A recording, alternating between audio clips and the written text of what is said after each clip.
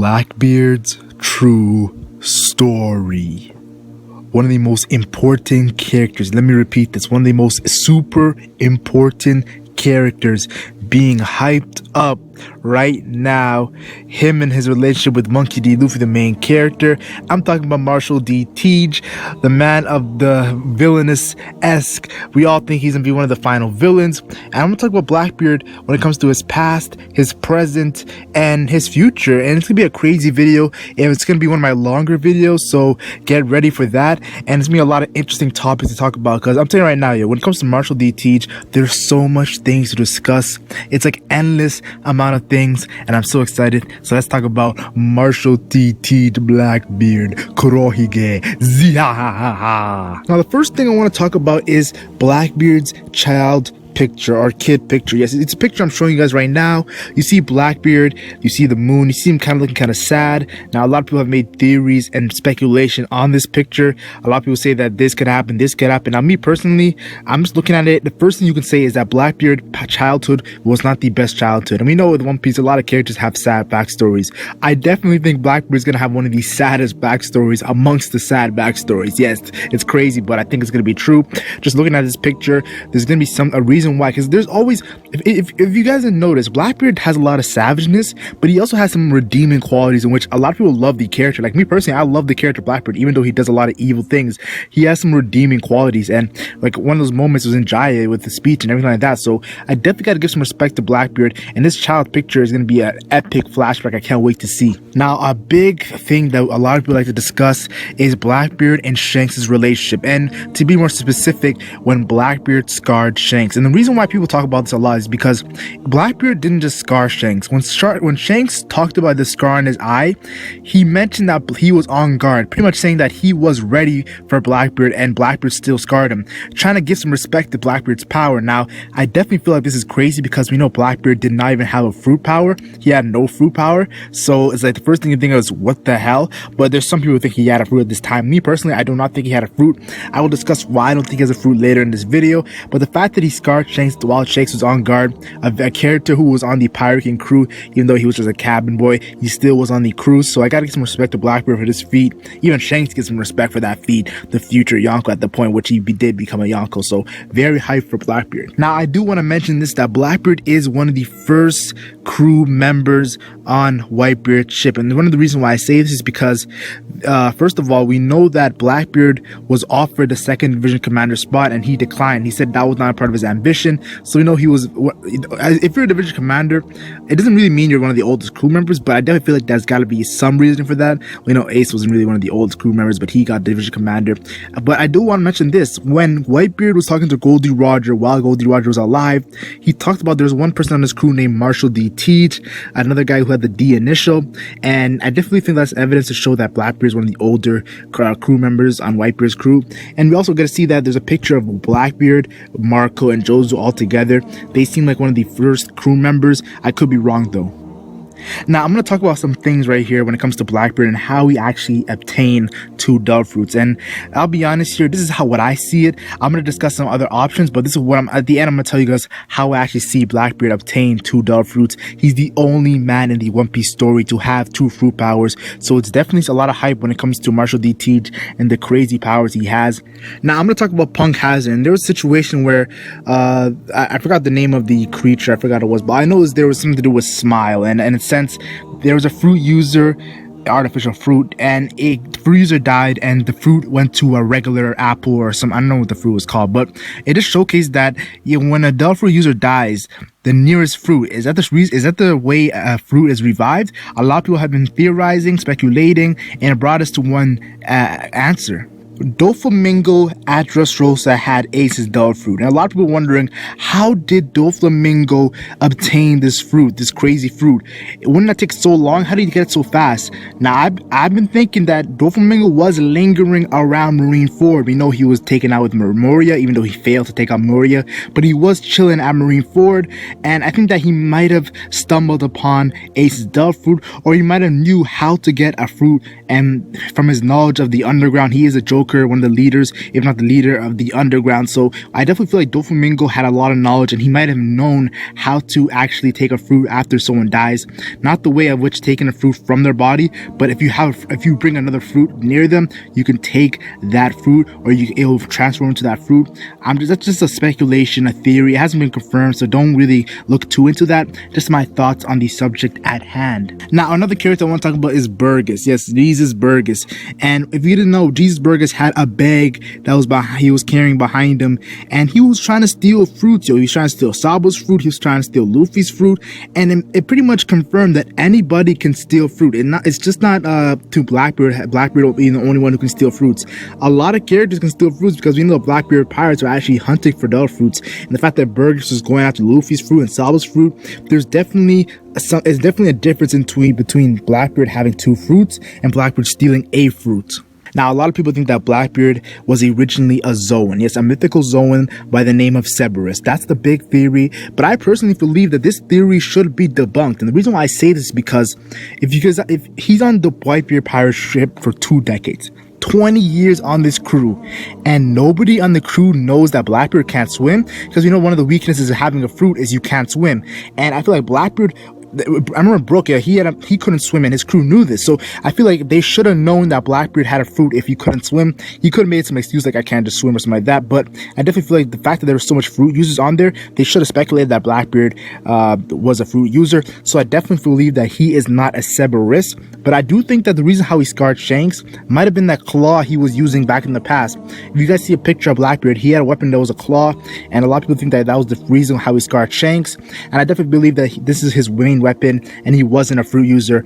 I don't think he was a Cerberus. I do not agree with that. The multiple personality. I don't know why I'm saying so slow. Let me repeat that again, guys. The multiple personality theory, a theory that people have been using Jaya. They use Jaya as a backing to this speculation that Blackbeard has multiple personality disorder, some weird sense sweep from Yu Hakusho moves. I'm gonna be honest here, I definitely don't agree with this, but the reason why they say this is because when Luffy and Zoro were talking to Blackbeard, or looking at Blackbeard, when Nami's like him, and then they're like, no, it's not him, it's they. So people have been saying, was Luffy and Zoro talking about the crew, or were they talking about Blackbeard himself? That's very interesting. Now, for me personally, I feel like they were talking about the crew behind Blackbeard, and that they were saying that Blackbeard was the captain. But a lot of people have been theorizing that Blackbeard has multiple personalities, and that's what they said. To each its own. A lot of people say that the reason why they say is because he had the Cerberus fruit. I'm not too sure what you believe, but I just think that they were talking about the crew, and that's just my opinion on the subject. Now, Marco, yes, Marco, the first division commander, kind of the right-hand man to Whitebeard. When Blackbeard was showcased to have 2 fruit powers, one of the most interesting moments is when Marco says Blackbeard has a different body, pretty much highlighting that Blackbeard, the reason why he has 2 fruits might be because Blackbeard has a different body. Now, me personally, I definitely feel like there's so much huge information with that, and I definitely feel like it doesn't really have to do with the 2 fruits, but more has to do with Blackbeard in his past as a child. I'm going to talk about this later in this video, but I definitely feel like this is very huge information that it could be a way to throw off when it comes to Blackbeard's 2 fruits and the mystery behind it, because it's such a huge mystery. Now, me personally, I'm going to tell you guys right now, the reason why I believe that Blackbeard has 2 fruits, I think it has to do with the Yami Yami no Mi. Yes, the darkness fruit, the Logia fruit, because if you think about it, Blackbeard spent 20 years on Whitebeard's crew, relaxing, patiently waiting for that moment, and he even killed his own crew Thatch to get that fruit. It just showcased that Blackbeard's whole mindset of becoming pirate king was the launching of getting the Yami Yami no Mi. The Yami Yami no Mi was so important for him becoming the pirate king and going after his ambitions. It just showcased that I believe the Yami Yami no Mi might have been the reason why he actually has 2 fruits. I remember when Awakening was first showcased, a lot of people have theorized that Awakening of the Yami Yami no Mi was the reason why he actually has 2 fruits. Now, I personally believe that it's either 50-50. I don't know if it's true or not. I'm like yes or no. I'm not too sure about that, but I do believe that Yami Yami no Mi is the reason why he has 2 dull fruits, and there's definitely more to that fruit that we have to know about. It's already hacked as it is, pretty much taking your fruit abilities away from you, sucking you in. It's a very hacked dull fruit. He called it the strongest Logia fruit, or the strongest, like, he really hyped up that fruit, and there's gonna be more that we're gonna be showcased about it when he actually goes added with characters like maybe Shanks or maybe Luffy. And I'll be honest here, there's been many times where we've been speculating, has it been awakening or not? I remember Hell's Judgment by Magellan. A lot of people speculated, was that awakening? Or Crocodile in Alabasta when he took away all the water. A lot of people have been saying, what is awakening? Have we seen it already? Crocodile was the character who first mentioned awakening. So a lot of theories, a lot of speculation, and a lot of what ifs. Me personally, I'll be honest here, I believe when Blackbeard went under the curtains, yes, it kind of sounds weird, but remember how he put the curtain over Whitebeard's body? It was a reason for that, because he wanted to hide how he actually got the fruit, I believe. But I think another reason might have been because maybe he wanted to become a true Logia. But what if the Blackbeard went all darkness, taking away all the light that was around him, and actually truly using that Yami Yami no ability, and extra use of that ability, complete darkness, was the reason why he took Whitebeard's fruit?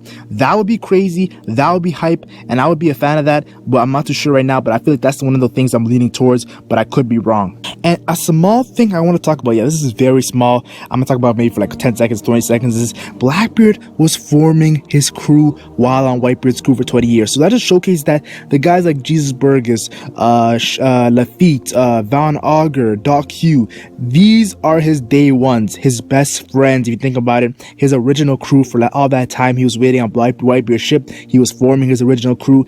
There's a huge bond there, and I definitely feel like it's definitely hype when we actually see more of the Blackbeard pirates, from the level 6 prisoners and Shitty the Rain who joined, and Aokiji who recently joined. Very hype stuff.